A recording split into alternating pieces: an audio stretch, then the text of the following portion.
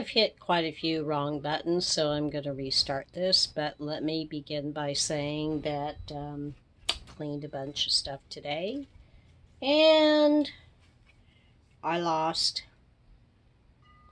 2 orchids. Figured I would. An Epicatlia, an Epi greenhorn, whatever you want to say. And an Oncidium burgundian, too sweet. But what we're looking at right now is some Catasetums. This Catasetum fritidoris crossed with Catasetum spitzii. I didn't think it had anything going on, but there you go, it's a little something. So that's good. This guy right here,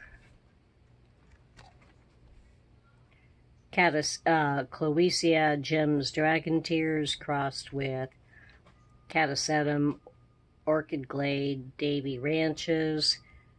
That one right there is almost ready for repotting. So that's good. Up here is my Fred Clarkera After Dark. This one came from Accent Orchids. Oh my goodness, let me turn this around so you can see. That one bloom is from a separate spike with only one bud. The others, 1, 2, 3, 4, 5, 6, 7, 8, have yet to open, but that's okay. The Renanthera calcium red dragon has a history. Of course, all orchids have a history. But this one, I think I got probably late spring from Kawamoto Orchids in 2016. Beautiful, beautiful. It was, that's only 1/3 of the size of that. The spike was probably 5 foot long, arcing, beautiful red colors. And then came what I saw, or thought was spider mite. So I sprayed every single night for 2 weeks. Nighttime, remind you, with rose spray.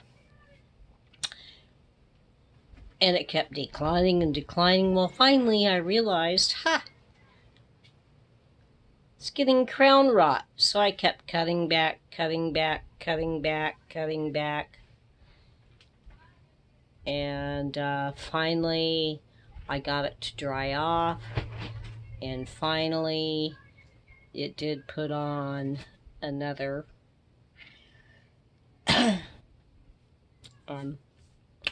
I don't know, basil cakey. But, you know, looks pretty good. It's still probably got a few years to grow, but that's okay. It's absolutely gorgeous when it blooms.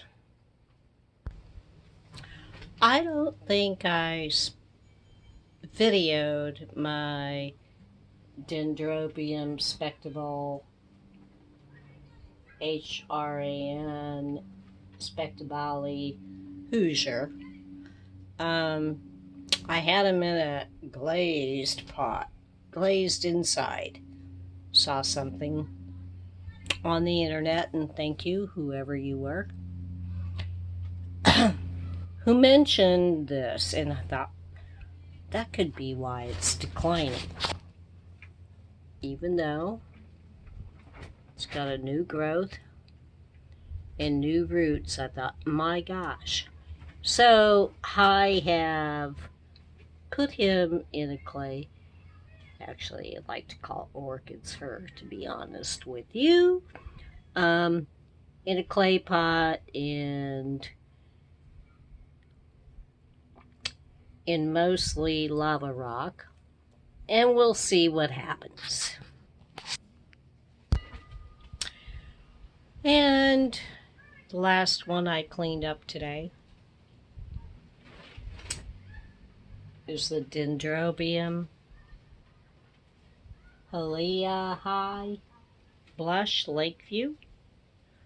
This was one that, see right there, it was closed up in the leaf and I wasn't paying any attention, and so I've lost that spike.